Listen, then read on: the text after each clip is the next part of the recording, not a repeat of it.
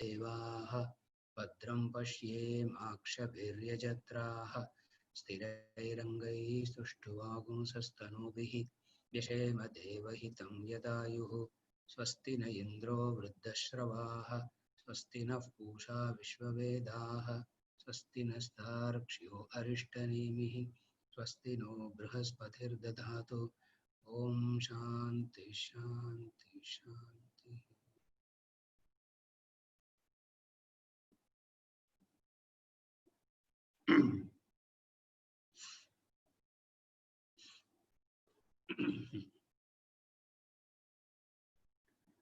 We continue with mantra 15. We finished up to mantra 14. We start with mantra 15. Mantra 15.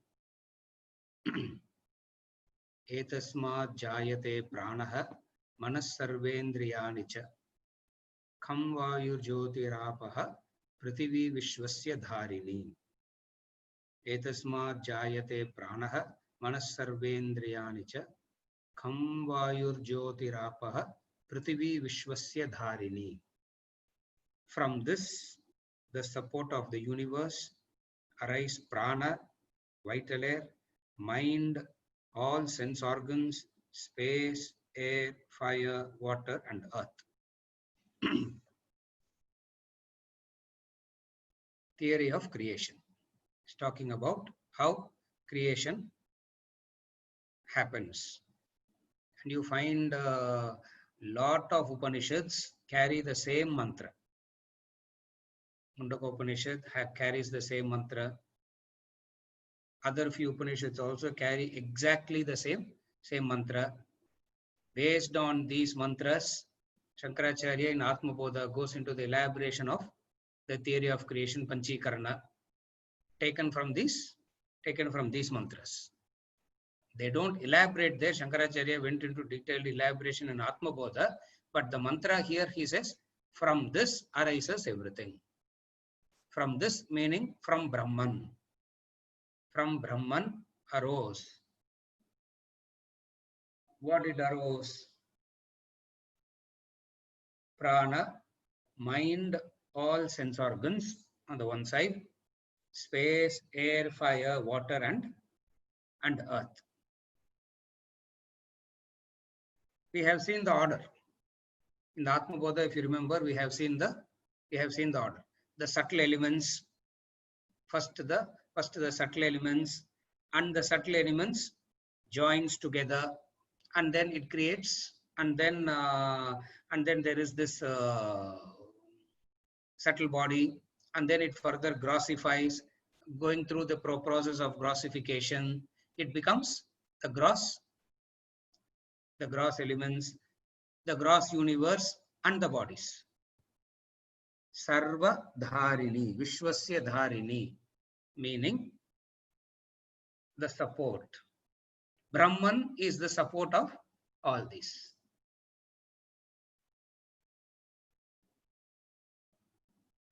It's easy because it's easy to understand this verse because just now we concluded studying in Atmabodha the Panchikarana process. Just now we studied it in detail there, and it will be supposed to be fresh in the. It's supposed to be fresh in the memory. So I'm not going into the detailed explanation again.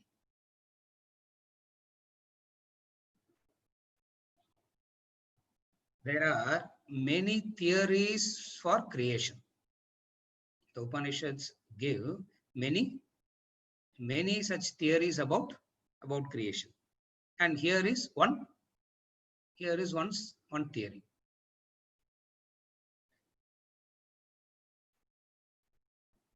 A theory of creation will have certain fallacies. It is accepted. So the Upanishads themselves accept that in all the theories that they speak about, there will be a fallacy. It will not be like they talk about the law of karma, they will not talk about creation. There is a cause and effect very clearly established. Here it is a theory of creation. So theory of creation means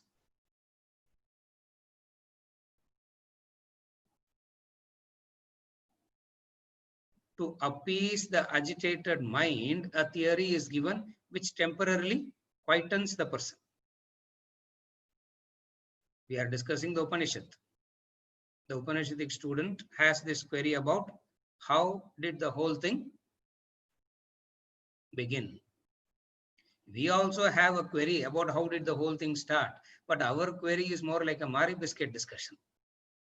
It doesn't really, how the whole thing started doesn't really make any difference to us. We also have the query, but it's not a matter of life and death for us. It's not a matter of life and death. It's not a matter of something that the person leaves everything to pursue this. So it's a very casual query. So when there is a casual query, they say, don't worry about it. They will not even give a theory of creation. That's where you will find in Bhagavad Gita, there will not be, except in one chapter, 1 or 2 references will be given about the theory of creation. Upanishads, you find lot of, in fact, all Upanishads will have multiple theories of creation. You see Bhagavad Gita, there will not be that much discussion about theories of creation. Because Arjuna is not that concerned about it. Arjuna is not worried about the creation as such. What is he concerned about? Something, whatever he is concerned about. Upanishads talks about a lot of theory of creation. And if you go to the bigger Upanishads, like Mundaka Upanishad, in fact, it's not a bigger Upanishad at all, but still it is considered bigger because it has 68 mantras. You will find about 7 theories of creation in the Mundaka Upanishad. You go to Upanishad like Prashna or Chandogya or Brihadaranyaka, you will find 20-25 theories all over the place. And you ask him any clarification about the theory, he says, it's wrong. That's all. He will not be bothered about sitting and giving a valid explanation or trying to prove that how he is correct. So any question about theory of creation, the Guru turns back and says, it is wrong. What are you asking? The theory that I gave itself is wrong. Why? Because 2 factors. Number 1, the instrument doesn't have the capability to understand. The instrument doesn't have the capability to understand. Very, very important analytical method of Vedanta. The very important analytical method of Vedanta is answers can be given to the instrument which can understand it. You cannot give an answer when the instrument is incapable of understanding. Just as color and form, only the eyes can talk about it. Ears are incapacitated to understand color and form. The proof of color and form is the eyes. Are you able to follow? For any knowledge, there is only one pramana. There cannot be multiple pramanas. There is only one pramana, one authority. That is the logic, and that's the logic upon which the Vedantic knowledge is built. What is the pramanam? What is the instrument that is asking the question about the theory of creation? The intellect. The intellect is asking about the theory of creation, and the intellect is not capable of understanding the theory, understanding how creation happened. The first reason. The second reason the Upanishad says is, first is you don't have a equipment which can understand. Second is you can talk about that, you can give an explanation about that which exists. You cannot give a convincing explanation about that which is temporary. To precisely define the origin, the existence, certain conditions are required. Then only your decisions will be, then only your explanations will be precise. What is the nature of the world? The nature of the world being temporary, it cannot be precisely defined. Okay. Third is the classic Upanishad. Illa the world pati, how can you talk about a creation, about the world which is not, which isn't there? Now, the Guru wants the Upanishadic student to relate with that level of thought. The Guru wants the Upanishadic student to relate to the third aspect. The first and two is more of a logical explanation at a lower level. The Guru says, what are you trying to understand? I am saying there is no world, and you are asking about that which isn't there. Why are you asking about the origin? Origin of something which is not there. Origin of the, I am saying there is no snake. You are asking about the origin of the snake. Okay. I agree that there is a snake, that's all. But don't, just because I agree with you that there is a snake, do not ask, how did it come? Because whose responsibility it is to answer, how did it come? Whose responsibility is to answer, how did it come? The one who is seeing the snake, not the one who is seeing the rope. Are you able to follow? This is Upanishadic stance. The Guru turns back and say, you tell me, why are you asking me? Because the responsibility of answering about the snake lies on the person who is seeing the snake. I am saying there is no snake. Where is the snake? I am asking. And you are coming and saying, what is the origin of the snake? When Upanishad lifts itself to that level, we find it difficult to follow that thought. So most of the people say, when they do not know the answer, they start quibbling with words. And they don't have a proper answer, they start playing with words, and they use weird logic and confuse us. Upanishad says, howsoever you think, the answer is what? It is a theory of creation, and all theories of creation are fundamentally flawed. There is a theory of creation, and the very Upanishad itself agrees and accepts that the theory is a flawed theory. But it is very satisfying to the student. What is the satisfaction? Some answer which will motivate him to pursue the manana. An answer that will persuade him to, an answer that satisfies him to pursue manana, reflection. Therefore, what is it that you see? A theory of creation here. Kaivalya has only one theory, and that one theory is this. Etasmat jayate prana. From that arose the manaha sarvendriyani. All that. Sarva indriyani. Sarva indriyani, we know the 5 plus 5. The 5 karma indriyas and the 5 jnana indriyas is the sarva indriyani. Manaha. Manaha means the antakarana. The antakarana means the subtle body. The mind, the intellect, and the 4. The 4. Mano, buddhi, chitta, ahankar. The subtle. All these combined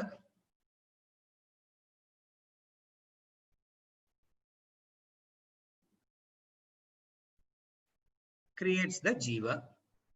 All these combined is what the jiva is all about.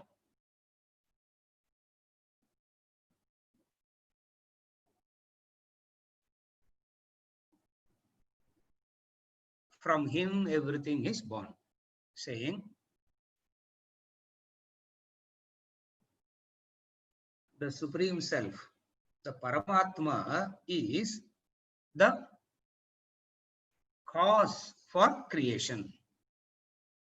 Jagat Karanam. He is the cause for, he is a cause for creation.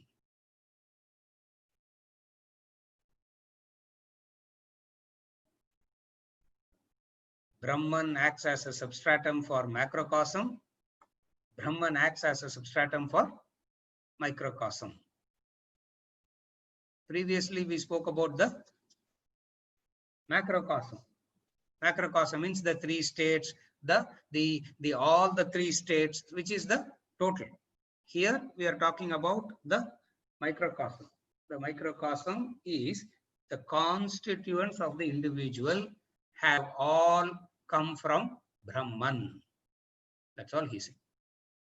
What is he saying in this mantra? The constituents of individual, all the constituents of individual has come from Brahman.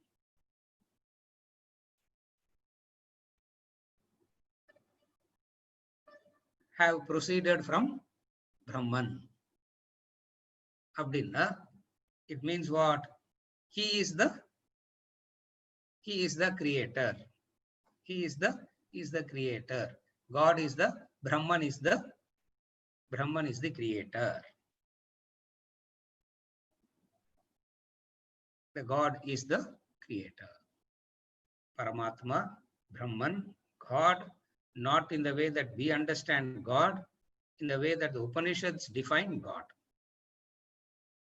The pure consciousness out of which everything arises.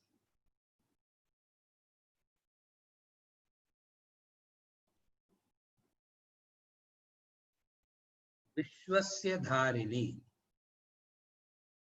Vishwasya Dharini means Sarva Adharini. Sarva Adhar. Vishwasya Dharini. That's what he says. Kham Vayur Jyotirapaha Prithivi Vishwasya Dharini. Vishwasya Dharini is the supporter of universe. Vishwasya Dharini means the supporter of the universe. The Adhara, support. So all arose out of Brahman. For the student who is perplexed about the mystery of the origin, it gives a temporary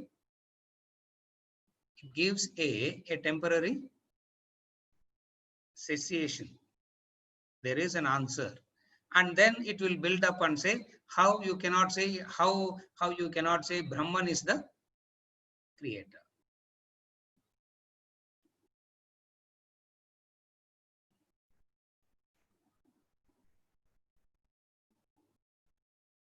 I created the world. First stage. The Gita also he follows the same method. I created the world. Vishwasya Karta. I am the Karta. I created. Next line he says, I am the seed giving father. I didn't create. I am the seed giving father. I placed the seed in Brahma. Brahma is the creator. Stage 1. Step number 1. He says, I am the creator. Step number 2. I am not the creator. Brahma is the creator. I am the Aham Bija Pradapita. I am the seed giving father. Third, he says, I have nothing to do with the seed also. The seed is the Prithvi. Prithvi combined with Brahma created the whole thing.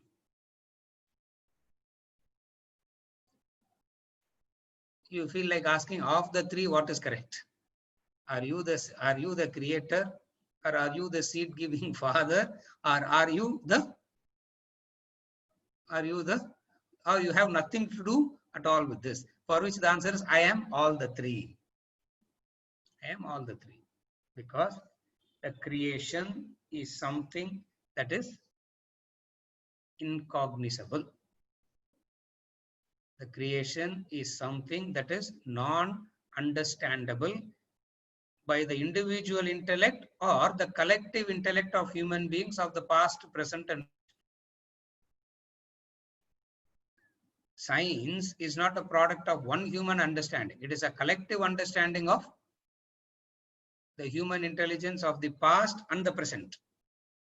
About creation, the best intellects in the past, the best intellects of the present, the best intellects that will come in the future, all intellects combined also cannot understand creation. Cannot understand creation. This is mantra 15. I'm not going to this, I'm not going into the 5 subtle elements, gross elements, the Panchikarana process and all that. As I said, we just finished it a couple of weeks back. So I'm not going into that. I'm not going into the details. Mantra 16. We move on to mantra 16. Yat param brahma sarvatma vishwasyayatanam mahat Sukshmat Sukshmataram Nityam Tattvameva Tvameva Tat. Mahavakya. Yat Param Brahma Sarvatma Vishwasyayatanam Mahat Sukshmat Sukshmataram Nityam Tattvameva Tvameva Tat. That which is the Supreme Brahman, the Self in all, great support of the universe, subtler than the subtle, eternal, that alone thou art, that alone thou art. The Mahavakya. Whenever they talk about creation, immediately the Mahavakya will come and demolish that theory. It is the Mahavakya that proves the theories as wrong. Mahavakya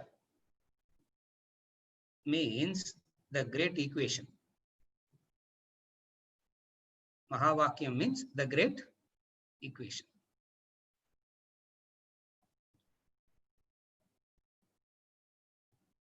When do you require an equation?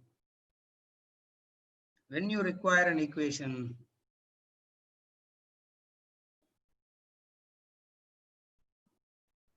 a few factors determines that you need an equation. What are the few factors that determines that you need an equation? When it is evidently equal, there is no need for an equation. 2 equals 2. You don't write an equation, 2 equals 2, no? You wouldn't write that equation. Why? Because when it is evidently equal, you don't need an equation. Evidently different, again you don't need a equation. When it is evidently equal, you don't write an equation. When it is evidently different also, you don't write a equation. 8 equals 8. You don't need you don't write an equation. 8 equals 7. Again, you don't write an equation. When does equation come? 9 minus 1 equals 5 plus 3 as an equation. 8 equals 8, you don't write. 8 equals 7, you don't write. 9 minus 1 equals 5 plus 3. Equation is required here. It means what? From this, what do you understand? Mahavakya, equation is required under what conditions? Number 1, not evidently equal. Equation is required under a few conditions. The first is, number 1, when they are not evidently equal. They are not evidently equal. Second, essentially the same. Then only equation. Not evidently equal. Second is essentially the same. Superficially unequal, but essentially the same. Eyes report difference. Nothing in common. 9, 1, 5, 3. Eyes report difference, nothing in common. But understanding says it is through understanding, you say, the Jnana Chakshu. 9 minus 1 equals 5 plus 3. So equation comes when the Mahavakya. This is the principle behind the Mahavakya. It's an equation. Mahavakya means great equation. To put it very simply, equation is required when there is a seeming difference but essential oneness. Essentially they are one, but apparently there is a difference. Only when there is an apparent difference and essentially the same, you need an equation. What is the equation here? Tattvameva. What is the equation he gives here? Tattvameva, tvameva, tat.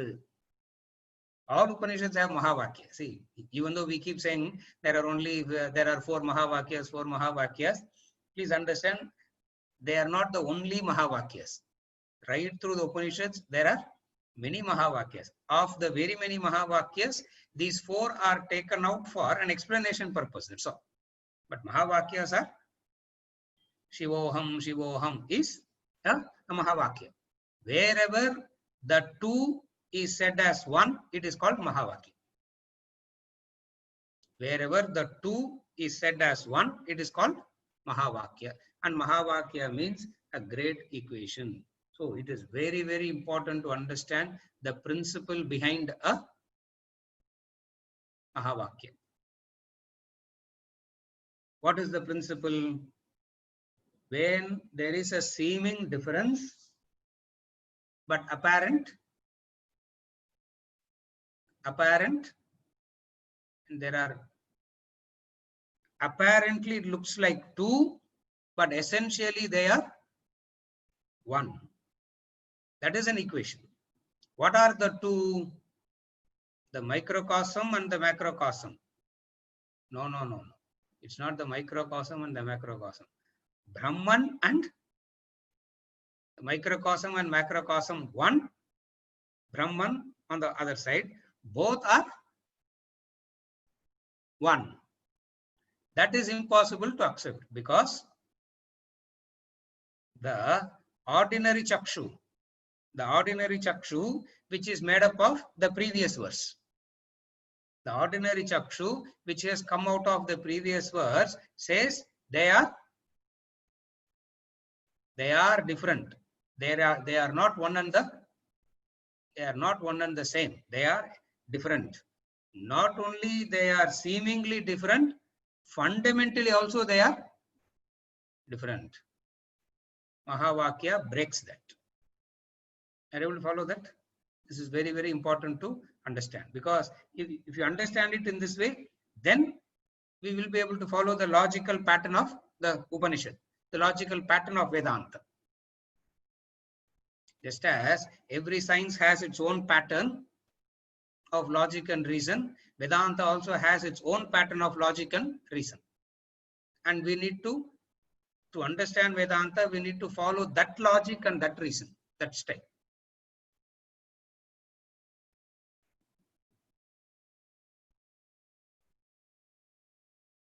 What are the seeming difference? What are the seeming difference? The Jivatma and the Paramatma. Jivatma and Paramatma. Jivatma is born, is dead. Paramatma is neither born nor dies. Sir, straight away apparent difference. Where is the oneness in this? Straight away it is very clear. Jivatma is full of dukkha. Paramatma is full of ananda. Jivatma is dukkha. Even the cognition of sukha of the Jivatma is in relation to the previous sorrow. That is why for Jivatma, the definition of happiness is cessation of agitations, experiential Ananda. For Brahman, for Paramatma, it is Swabhava. Its Swabhava itself is Ananda. Swarupa, its Swabhava is Ananda. Therefore, it is so clear that they are not it is very evident, it is very clear that they are not the same. The Upanishad declares, Tattvameva, Tvameva, Tat. Mahavakya. Var, that alone thou art. That alone thou art. Here that refers to the Brahman. Here that refers to the Brahman. How do you equate now? How do you justify the, for example, how do you justify the equation? How do you justify the equation now? Very, very interesting analysis. How do you justify the equation?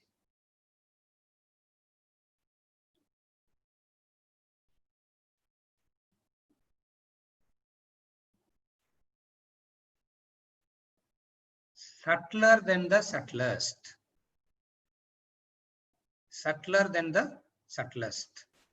Sukshma tat sukshmataram. Second is nityam. Subtler than the subtlest. It is eternal. Yat param brahma sarvatma vishwasya ayatanam mahat. Vishwasya ayatanam. Vishwasya ayatanam is the support of the universe. Now, what is he saying?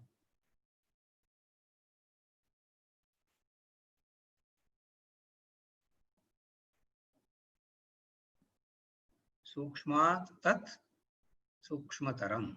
Subtler than the subtlest. What is the subtlest that you can conceive of?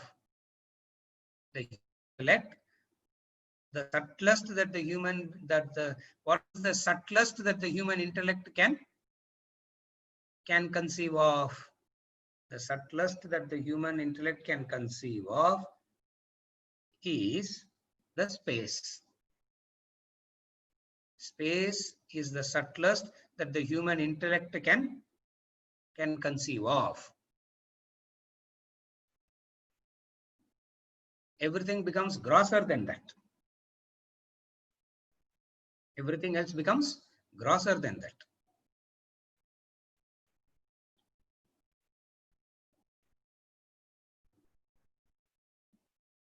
Space, air, fire, water, earth. What is the subtlest? Space is the subtlest.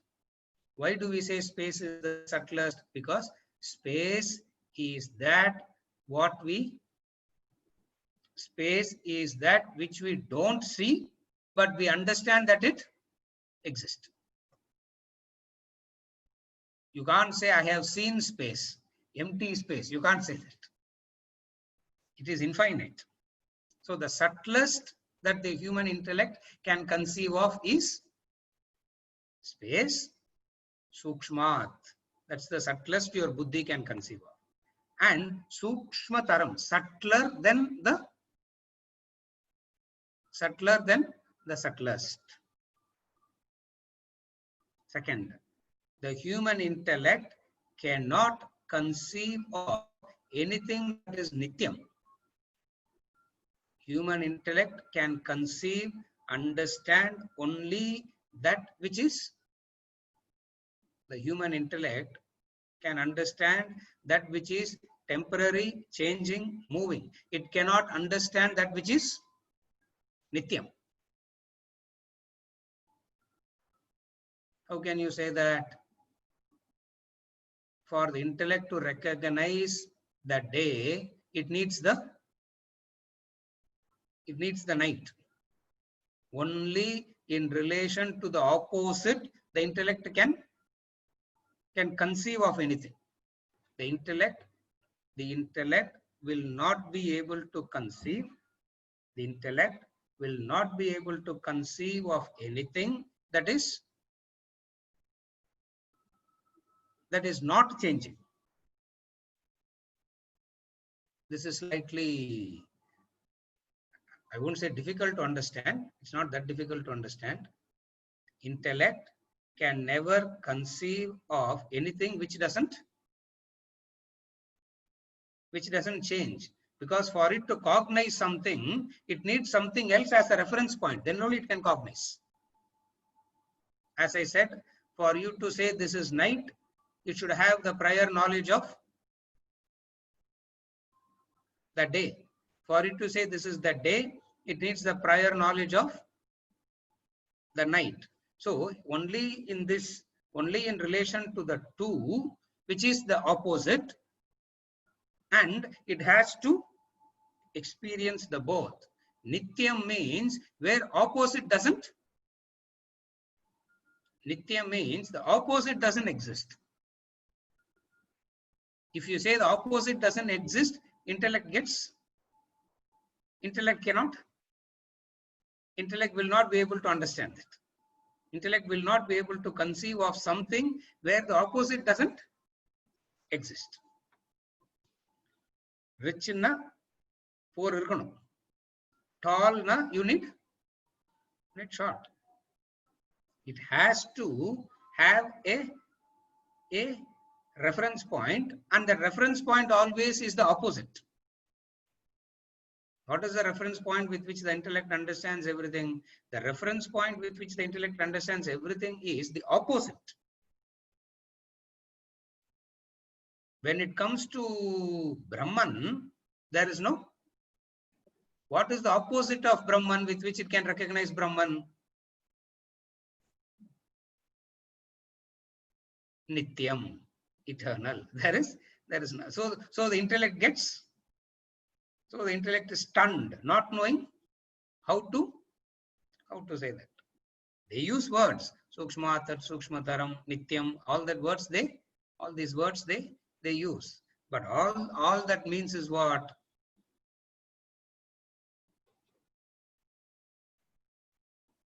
Apparently they are different, but seemingly they are one. Mahavakya equation. We are analyzing the Mahavakya equation. Apparently they are different. Essentially they are one. What is the apparent difference? Earth, water, fire, air, space, they are all distinct and different. They are all distinct and different. Because of this distinction, the intellect is able to understand. When we say, you are that you are. Tvameva tat tvameva. Tattvamasi is said in a different way, that's all. The same Tattvamasi da. The same Tattvamasi is said in a different way in this mantra. So, first what do you understand? The Mahavakya equation is have to say how both are the same. How both are the same? The Jivatma is the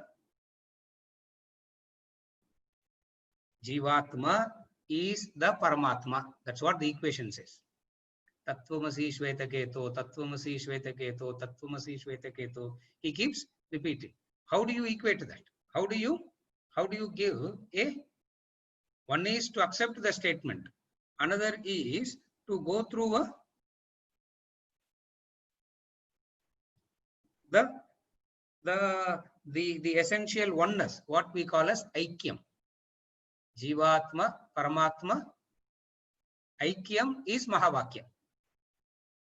The Mahavakya is that which describes the essential oneness of the Jivatma and the Paramatma. First, we described the subtlety. Intellect cannot conceive in that subtlety. The intellect cannot conceive. It can come up to the level of the space in conceiving. Anything above space, the intellect cannot conceive. So when they say subtler than the subtlest, it means it is beyond all that you can conceive of. Okay, sir. How does it equate then? Okay, that is correct. All that you are saying is perfectly correct. But how does the equation gets justified with all these stories? In the story line, independently nice to hear. But how does it justify the equation? Now it is established. What is it established? There are these elements. The Jivatma is separately analyzed. The Paramatma is separately analyzed. What is Jivatma separately analyzed? Elements, 5 elements, Panchikarana, all that. Jivatma is separately analyzed. Paramatma is separately analyzed. Okay. 5 plus 3 is separately analyzed. 9 minus 1 is separately analyzed. Now comes 5 plus 3 equals 9 minus 1. Now we are connecting both. We saw them separately. Now we are connecting the equation. What is the equation?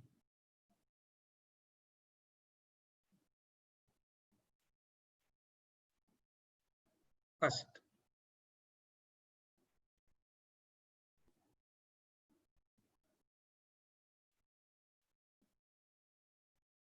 that which exists before creation continues with creation, and that which will continue to exist after dissolution is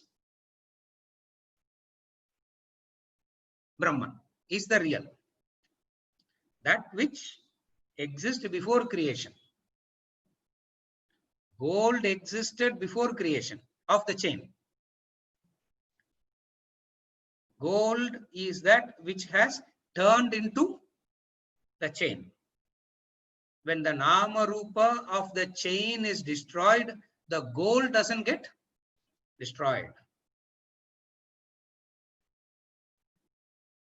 The wood existed before the furniture. The wood exists in the furniture. The wood will continue to exist. When the furniture is broken, the wood doesn't get destroyed. It means what? Something that has to exist, out of which things must come, exist and go back. What is that something? What is that something? You are that something. What is that something? You are that. That is the equation. You are that.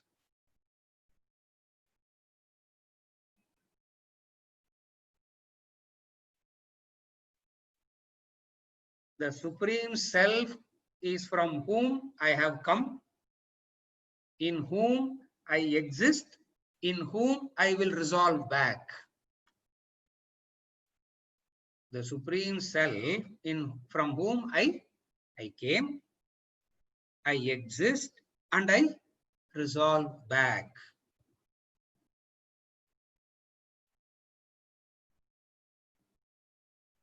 Tat equals Tvam. Tat equals Tvam. Tat means that equals Tvam.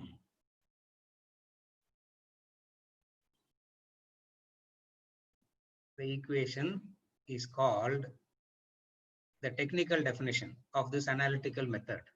The method is called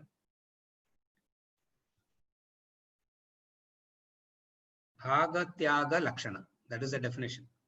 That is the name. That is an analytical method. Just as we have in mathematics, we have so many analytical methods. No. Vedanta has its own analytical methods. Lakshana, like we say Swarupa Lakshana. Like we say another Lakshana is the moon branch, the Chandrashaka. Similarly, is called Bhaga Tyaga analysis. Lakshana. What is it? How does it work? They are not separate two entities. They are essentially the same because of the association. It appears to be different. Are you able to see the equation now? Because of its association, they appear to be different. Essentially, it is not different, but because of the association with the equipment, it is one and the same. What is it? Now we have to use the technical word. The technical word that we have to use is consciousness. The technical word we have to use, then only it becomes clear. The technical word is consciousness.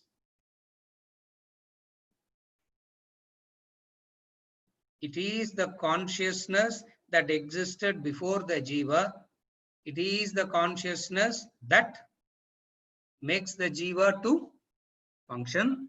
It is the consciousness that will continue to exist even after the jiva dissolves. So, the Chaitanyam, the consciousness, for all practical purposes, we call it as Shuddha Chaitanyam, pure consciousness. Pure consciousness in relation to the conditioned consciousness.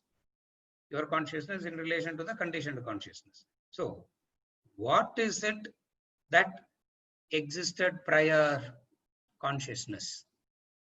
For the very existence itself, the very awareness of the existence is possible because of consciousness. Therefore, what existed first? Consciousness. Does the consciousness need an instrument to be conscious of, or it can exist by itself? This is the, are you able to follow how we are arriving at the equation? Does the consciousness require an instrument to be conscious of itself, or it is swayam prakashate? It can exist by itself. It has to exist by itself. Then only it can be called as consciousness. If it is dependent on an instrument, then it cannot be called as, then it becomes dependent consciousness, which is not consciousness. Are you able to follow? Equation. How Tat and Tvam is one and the same. There is this consciousness which is Tat, and there is the consciousness in the Tvam, the you, the Jiva. Now, what is the Jiva? The two things the Jiva is made up of. We have seen this formula. Human being equals spirit plus matter. Spirit means consciousness. What is spirit? Spirit means consciousness. So, human being equals consciousness plus matter. Consciousness equals consciousness plus matter. And then we say, okay. Then by method of negation, we negate the matter, and finally we end up in the conclusion. What is the conclusion? Consciousness equals consciousness. By the method of negation, we say consciousness, which is the supreme self. Put it like equation, left hand side, right hand side, LHS, RHS, and the it becomes easy. Consciousness equals consciousness plus consciousness equal consciousness. 8 equal 8. You don't have to write that equation. 8 equals 8. You don't have to write the equation at all, for it is evident. 8 equals consciousness equals unconsciousness. You can't write that equation also. Consciousness equals unconsciousness. You can't write that also. Eternal equals impermanent. How can you write that equation? Eternal equals impermanent. You cannot write that equation either. Therefore, what it means, consciousness equals consciousness plus something. That plus something, where did it come from? If consciousness is the real, if consciousness is the all-pervading, if consciousness is only existing, where did the other come from? Where did the other come from? The Upanishad will take a complete turn and it will turn back and say, that's why I am saying it never came. That's why I am saying it never came. Na? In the last step, it becomes the last step transcends our logic. The last step is transcending the last step transcends our logic. What is that? Consciousness equals consciousness plus matter. Where did that matter come from? Etasmat jayate pranaha, previous verse. From where did it come? It came from? Where did the chain come from? The gold. Where did the snake come from? The rope. Where did the furniture come from? Wood. Where did the cloths came from? Cotton. So, is the form different from the original? Is the chain different from gold? That's where I'm so tempted to bring that analysis, but I didn't bring it. The pot and the clay. As the Lakshana. It is the pot and the clay Lakshana. The pot and the clay example. Is the clay different from the pot? Can the clay be different from the pot? No. But now there is an apparent difference. What is the apparent difference? Clay is different, pot is different. Are you able to see the equation now? The clay is different, the pot is different, apparently. For the eyes, pot is different, clay is different. What is clay? Adur lump, sir. Pot is defined. Pot is defined. When we say pot is defined, it means it has a nama, rupa, guna, karma. When we say pot is defined. Defined means it has a name, it has a form, nama, rupa, guna, property, and karma. What is the karma? It can be used to carry water. It's the karma. Clay as such by itself doesn't have any of this. The clay by itself doesn't have any of these. And yet the truth is the pot is nothing but the clay. Therefore, it becomes necessary to bring in the equation here. For the person who says pot is different from clay, equation is necessary. Are you able to follow now? For the person who says pot is different from clay, equation has to be given and explained and say pot equals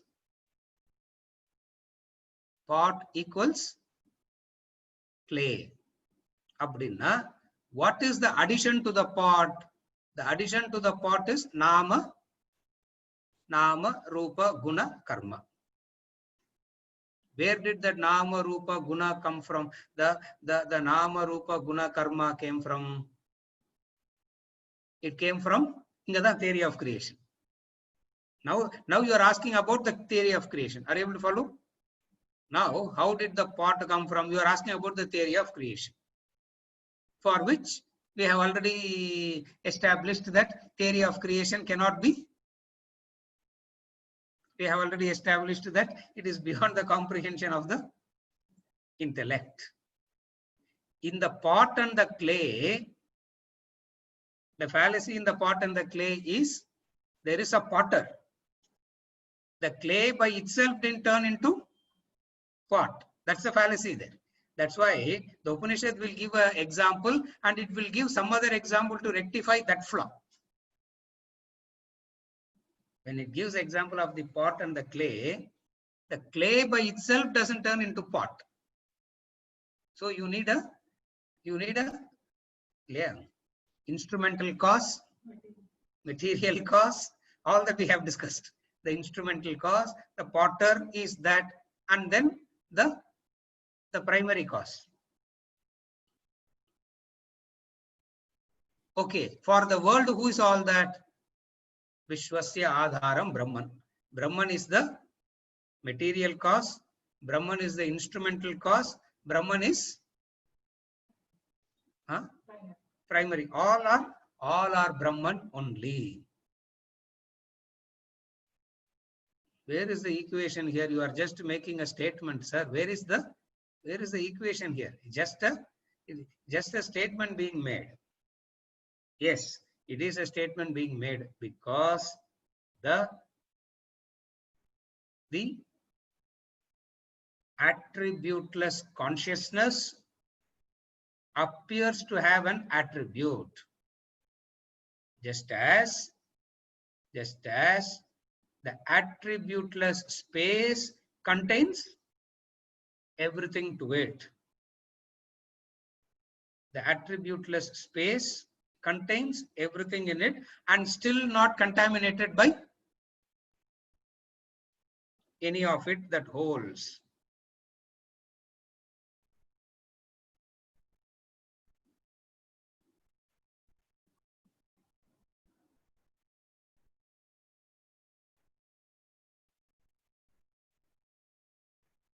The macrocosm is one reflecting medium.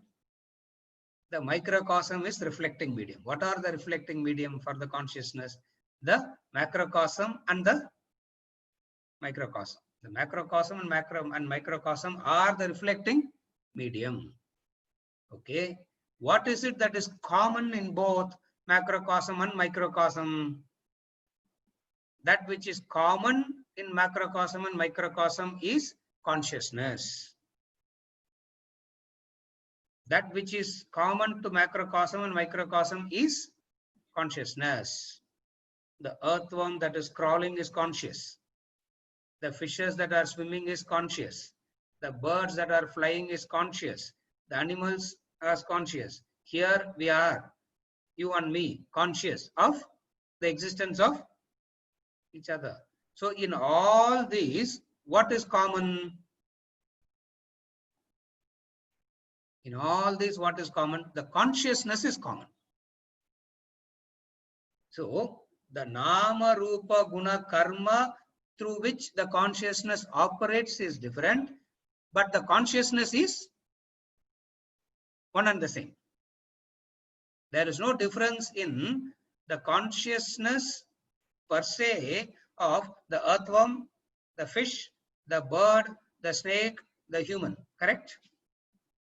Through the upadhi, through the instrument, it appears to be different. Because of the consciousness reflecting in an earthworm will appear like earthworm consciousness. The consciousness reflecting in the bird will appear like bird consciousness, snake consciousness, human consciousness, Arvindan consciousness, Raj consciousness, Shankar consciousness, Narayan consciousness. Upadhis are different, but consciousness remains the same. So what is the equation now?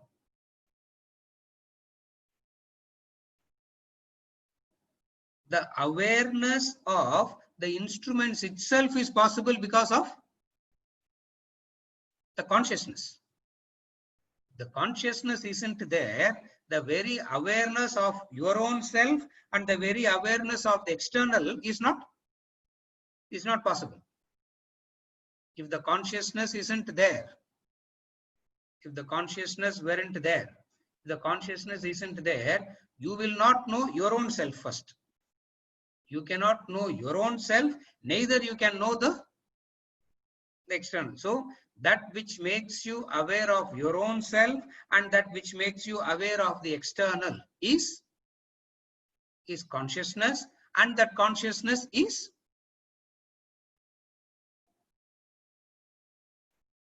you. Sir, God, we thought God means all powerful, mighty, And the Mari God that I want. I don't want to be, say you are God, you are God. No, we think the all-powerful creator, mystical power, he has the Vishwarupa, he can show, he can control everything. That kind of God is what? Here the Upanishad comes and says, that is not God, this is God. What is God? The consciousness. Are you able to follow? What is consciousness?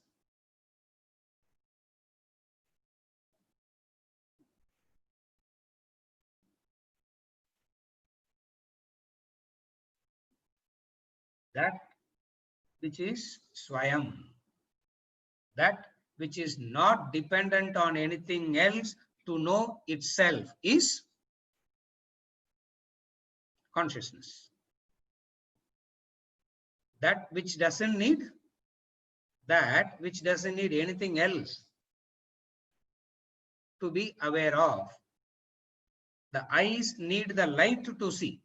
Eyes cannot see by itself. Eyes are in need of the light to see. Are you able to follow? Similarly, what does consciousness need?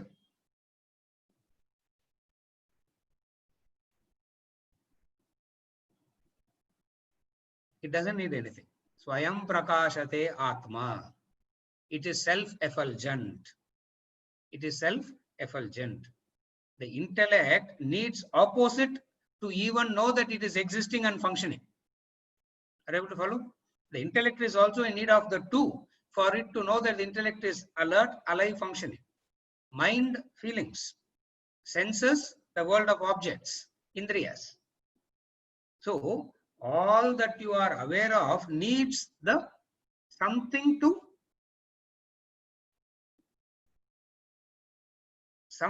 be aware of. If you go back, what does consciousness need to be aware of itself? What does consciousness need to be conscious?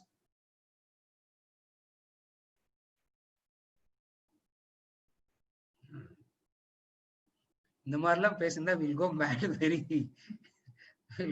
very soon. Consciousness doesn't need anything to be conscious of. This can be conceived vaguely. Are you able to follow? This, through the intellect, we can conceive it vaguely. And the equation says, you are that. You are that consciousness.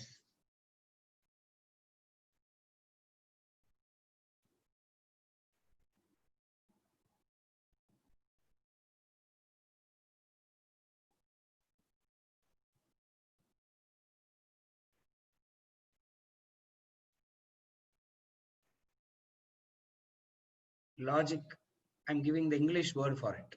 The English word for this analysis is part and whole relationship. The part and whole relationship. What is the part and whole relationship?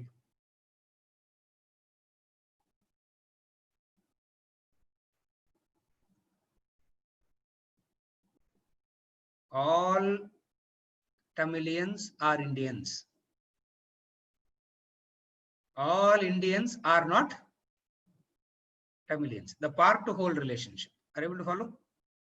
The equation arrives on this logic. The part and the whole. The part means of the whole. When we say whole means it has to be necessarily more than the part. If part is the whole, then there is no two words, part and whole. It is whole and whole. That's the equation. Are you able to follow? The part to whole relationship.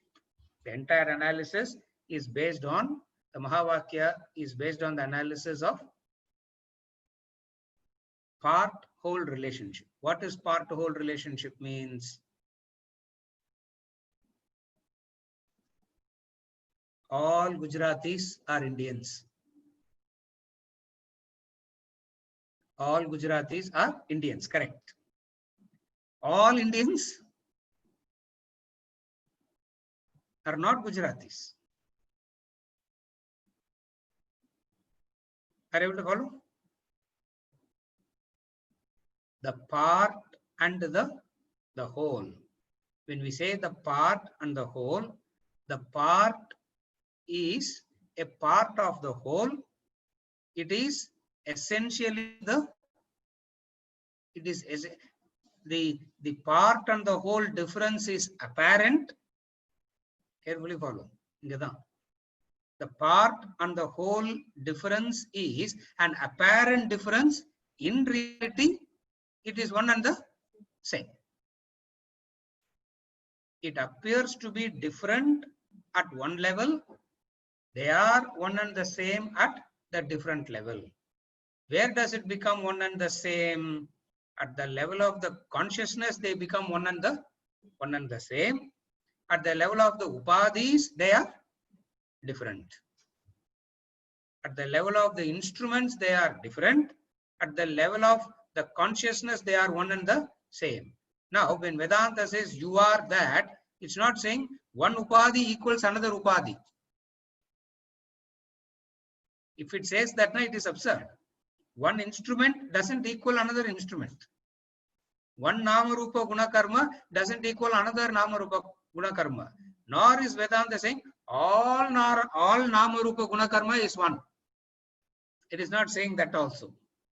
It says, are you able to follow? All nama rupa guna karma is also not one and the same. Nama rupa guna karma means different. Then what is the same? Then what is the same? The enlivening factor, the God principle, the consciousness, Prajnanam Brahma. Prajnanam Brahma, that is the same.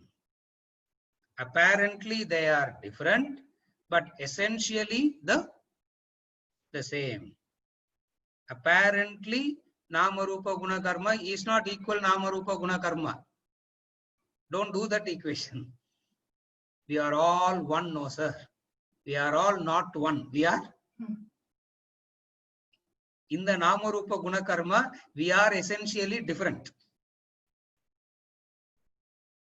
From the standpoint of Tat, you are the Tat and Tvam is one and the same from the standpoint of the consciousness. Now, as a human being, we have a choice to identify with the consciousness or to identify with the Nama Rupa Guna Karma. If you identify with the Nama Rupa Guna Karma, essential, different, temporary, sorrow, suffering, all that. When you identify with the consciousness, Sukshmat Tat, Sukshmataram, Nityam, Sach Chit, Ananda, and all that. The Guru says to the Sishya, that which is the Supreme Brahman, the great supporter of the universe, from which the world came, from which the world goes back, don't think that Brahman is something different. You are that. You are that Brahman. From you arose everything. Immediately you because of the identification with the Nama Rupa Guna Karma, immediately we look at you. Yeah. From you it came. Abdina. Definitely not from Venkatachalam it came. Yeah. Definitely not from Venkatachalam it came. It didn't come from him. It means the you means the essence. Whenever we say you, we always equate the you to the instrument.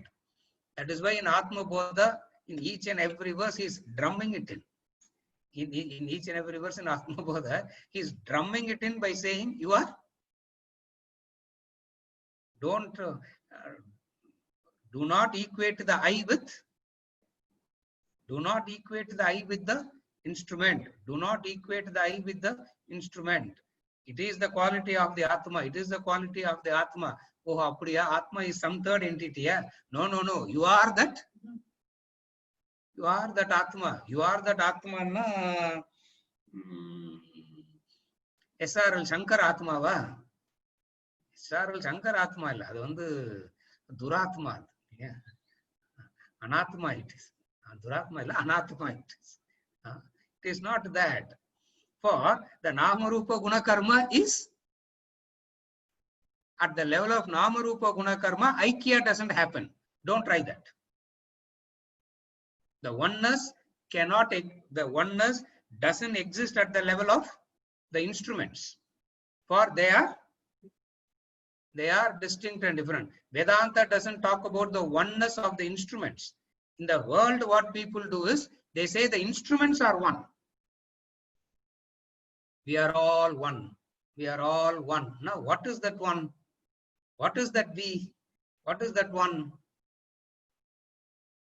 We are all one, no, sir. All of us are one, no? What is that all of us are one means? The upadhis can never be one.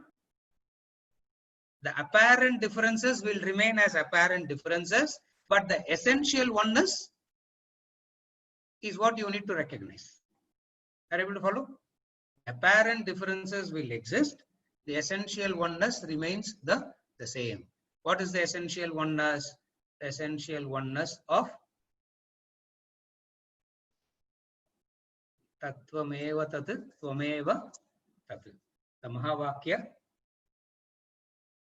Mahavakya analysis. Next verse is going to make it very simple by bringing in the analysis of I. Next verse is going to make it simple by bringing in the analysis of I. I am the waker, I am the dreamer, I am the sleeper, I am the child, I am the youth, I am this. So all these are changing, but the I remains the same. What is that I? That I is the consciousness, and you are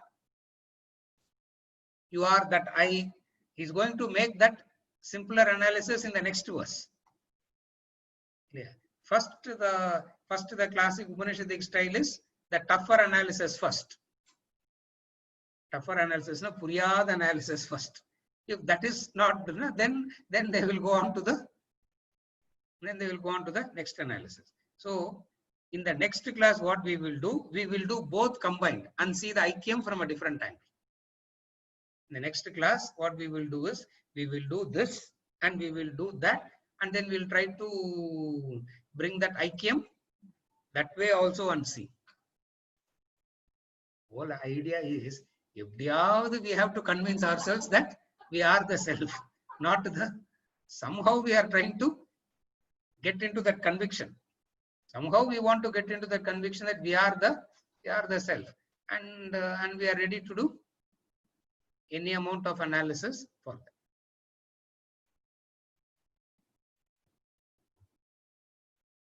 With this, we conclude for today. Before I conclude, no questions, no? We'll take it up. If there is anything, we'll take it up in the next session.